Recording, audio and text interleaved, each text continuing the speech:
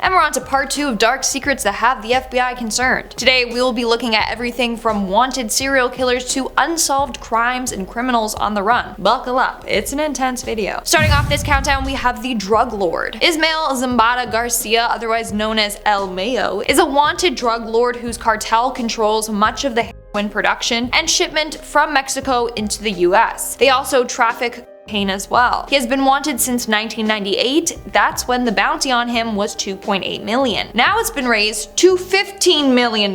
So the government and FBI want this guy badly. But as of now, they have had no success capturing him. In our 9th spot, we have Anonymous. Over the years, the hacktivist group Anonymous has exposed a number of large corporations and government officials. They even have exposed the FBI. One of the times being quite recently during June of 2020, following the killing of George Floyd and the protests, Anonymous leaked hundreds of gigabytes of law enforcement files. Over 269 gigabytes of data were taken from over 200 law enforcement agencies. This included emails, audio recordings, videos, documents. In total, there were millions of files leaked. Some of the leaked documents showed that the FBI was monitoring the social media accounts of protesters, and they were also alerting local law enforcement about anti-police messages. Other documents showed that the FBI was tracking Bitcoin donations to protest groups, as well as highlighted some scandals and police misconduct. Now, some members have been taken down, but the FBI definitely wants the whole group taken down. I mean, what's next on their agenda? In our 8th spot today, we have the poisoning of Alexander Litvinenko. Alexander Litvinenko was a former Russian federal security officer. In 2006, he was poisoned by radioactive polonium-210. He died several days later, and his killer was never caught. Now, before his death, Alexander saw the corruption within the Russian government and he fled to the UK. And that's when he became a huge enemy of Putin, and that's probably why Putin had him killed. He was out revealing a bunch of Russian government secrets. So of course the FBI wants to know who killed him. Now, things have changed a lot. Russia invaded Ukraine, so I can't say if that's still on the FBI's list anymore. In our 7th spot, we have the Jeff Davis 8. Between 2005 to 2008, a number of women's bodies were found in swamps and canals of Jefferson Davis Parish, Louisiana. The women all had connections with each other since they knew each other, and they were all involved in the local drug trade or sex work. And they all died the same way. They were also all said to be police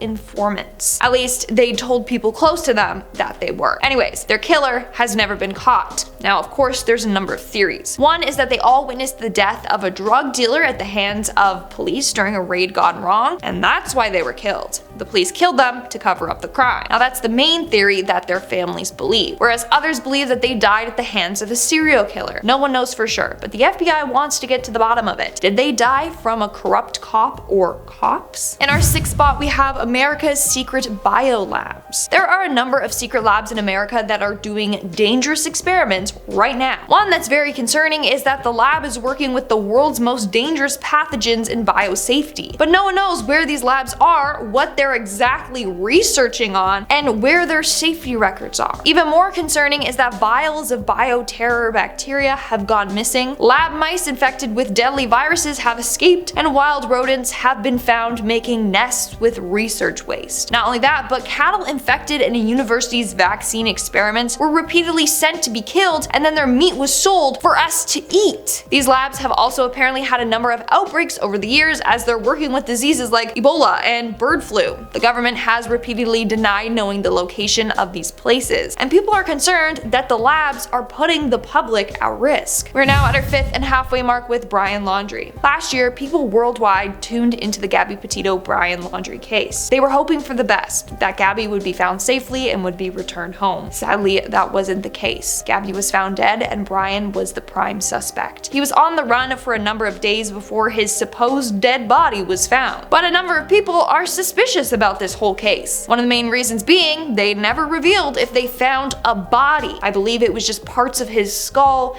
and his teeth, or his body was just really badly decomposed. I'm not too sure. But they haven't released a whole ton of information. Although it seems like the case is closed, there's a lot more to it than it seems. Since it is still a fairly recent case, the FBI isn't allowed to disclose all the information that they're currently working on. In our 4th spot, we have the Chicago Strangler. Since 2001, at least 15 55 black women have been found strangled to death in Chicago. The ways in which they die are very similar. Almost all were killed outside or in abandoned buildings and then left in alleys, dumpsters, and other semi-public places. But to the police, they say this isn't the work of a serial killer. Besides the women being strangled and in similar circumstances, there's nothing else that links them together. Now, due to public pressure, the police were forced to actually review the DNA evidence that they gathered. But the DNA found didn't match each other or anyone in the FBI database, which is weird. It suggests that the killer or killers are very careful, but it could be that there are 2 or 3 people working together to perpetrate these attacks. To this day, we still don't have an answer. In our third spot, we have the Long Island serial killer. On May 2nd, 2010, a woman named Shanann Gilbert called 911 saying that someone was chasing her and trying to kill her. She was from Oak Beach near Long Island. She was going around banging on doors, screaming for help. However, no one answered. She was sadly never heard from again. Months later, a body was found in the area. Police thought it would belong to her, but it didn't. It was actually the body of another young woman. After investigating further, 3 more bodies turned up. That's when they knew that they had a serial killer on the loose. Within a few months, police found the remains of a total of 16 people in the area, at least 10 of whom appeared to have been killed by the same person. Gilbert wasn't found until December 2011. To this day, the killer has never been found. In our second spot today, we have the murder of Jean-Marie Townsend. On the night of September 14th, 1954, Jean-Marie Townsend left a party but never made it home. She was found the next morning strangled by her own scarf. Now, there have been a couple of leads over the years. For example, a man with scratches all over his face apparently gave bloody clothes to the dry cleaner and asked them to clean it, but I don't think this man was ever found. Now, rumor has it that an American soldier was responsible for her death. Again, I don't think he was ever found. Shortly after, the area in which she was murdered became known as a murder mile. That's because a number of other young girls in the area claimed that they were also attacked and strangled by their scarves. 2 years later, on September 7th, 1956, a woman named Diana Suttie was also murdered by her scarf and then dumped from a car. Her murder was similar to how Jean-Marie was killed.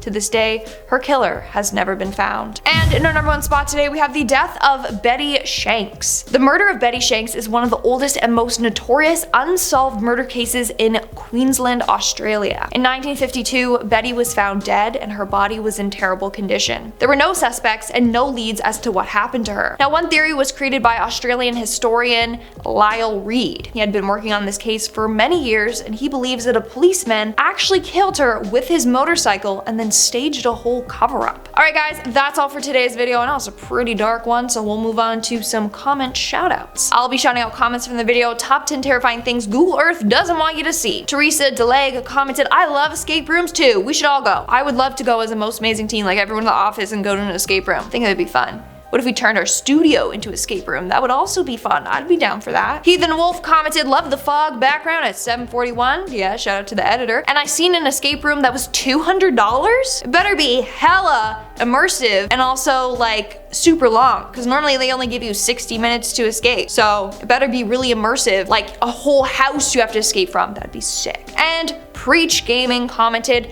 when I go to Google Map, the entire map is blurred out due to slow internet. We've all been there, my friend. We've all been there. Alright guys, that's all the comments I'm shouting out for today's video. Make sure to comment something down below for a chance to be featured in my next comment shoutout. And as always, don't forget to give this video a big thumbs up and subscribe to Most Amazing Top 10 for more amazing videos. I've been your host, Lindsay Ivan, and I'll see you when I see ya. Bye!